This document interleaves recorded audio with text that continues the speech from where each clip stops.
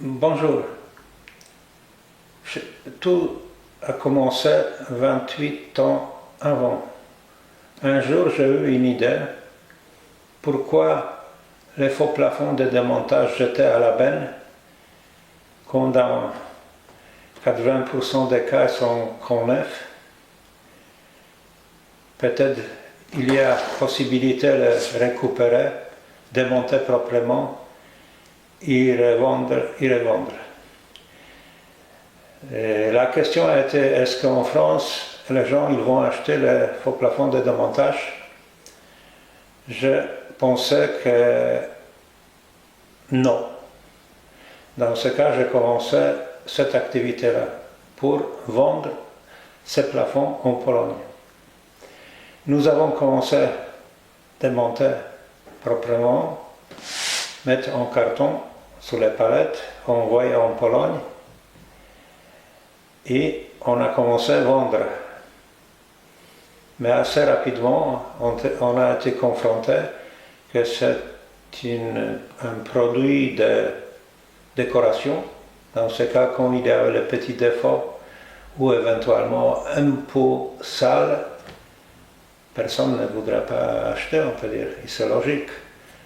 Dans ce cas, immédiatement, on a pris la décision, oui, il faut utiliser les dalles de faux plafond comme matière première hautement transformée pour, dans le processus de rénovation, sortir au nouveau des produits neufs. Et à partir de ce moment-là, l'affaire a commencé à marcher. À l'époque, la Pologne a commencé à quitter le communisme. Le pays a été très en arrière avec technologie moderne de matériaux de construction pour les bureaux. Dans ce cas, quand nous avons proposé les produits modernes au prix très compétitif, les gens ils commençaient à acheter. Et les faux plafonds, si on prend une dalle de démontage, c'est les dalles minérales, sur la partie de fond de dalle, tout est propre, identique au neuf. Les parties visibles, il est propre, mais on voit quand même que c'est un petit peu sale. Ce n'est pas le blanc qu'on du neuf. Dans ce cas, à partir qu'on rénove ça, on peut dire qu'on applique une peinture très fine, on arrive à voir le produit au nouveau neuf. Dans ce cas, on utilise la matière première hautement transformée. La surface le produit a été produit déjà, avec les rayures, avec tout ce qu'il faut.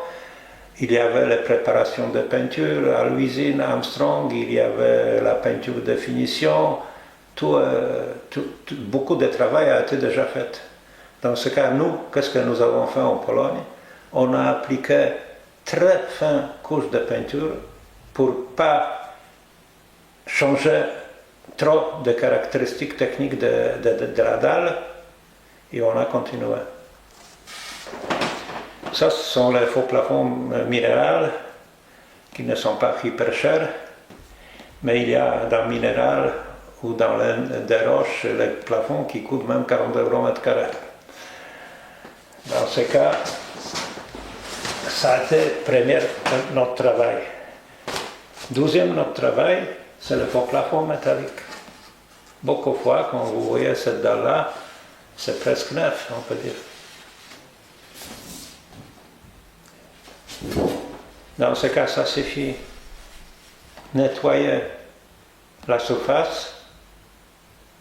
On utilise le nettoyage à vapeur à haute pression et haute température. Dans ce cas, on ne change rien dans le produit. Le produit identique quand il est sorti par exemple de l'usine de plafond métal. Il est propre. Mais si on arrive à voir les dalles qui sont un petit peu plus sales que celle-là, on peut faire la peinture. Pas de problème. Dans ce cas, il y a la technologie spéciale pour faire la peinture, pour que ça accroche bien sur la peinture ancienne. On applique la peinture et on arrive à voir les dalles de faux plafond identiques au neuf. Mais on peut dire qu'on change un petit peu peut-être caractéristiques techniques par rapport aux produits neufs de fabricants. Par exemple, une usine de plafond métal, il a un seul certificat pour toute la gamme de ce type de plafond. Dans ce cas, quel problème pour nous? Faire un certificat de notre produit rénové. Puis ça nous couvre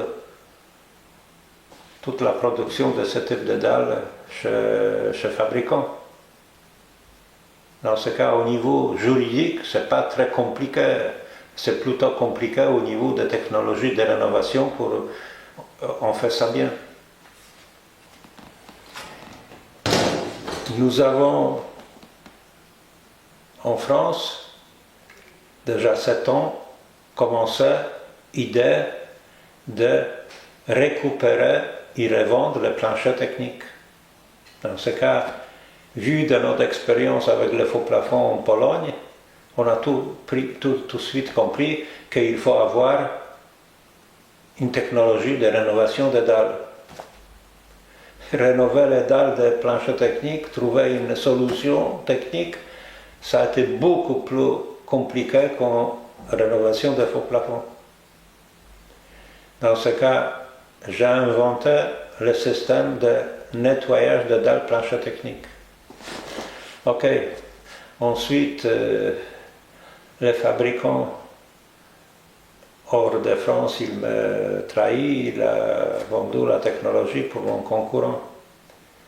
Mais ok, il y a le travail pour tout le monde. Ensuite, ça s'est développé. Au départ, ça a été pas facile à développer, vendre les planchers techniques, parce que c'est nouveau, on peut dire. Les gens, ils ont peur des choses nouvelles, tout simplement. Dans ce cas, on a été freiné, certificats, FEDS, etc., toutes ces choses-là. On a passé par cette période-là, et plus en plus, on a commencé à vendre les planchers techniques, et maintenant, il y a pénurie de planchers techniques de démontage. Vu de ça, j'ai commencé déjà dans 2023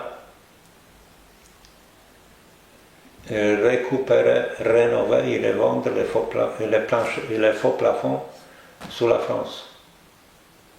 Ok, on a pensé qu'à partir de très fort développement des planchers techniques, que tous les clients ils ont appris qu'on peut utiliser les planchers techniques, on a pensé que le développement des faux plafonds, ça sera beaucoup plus rapide avec plancher technique.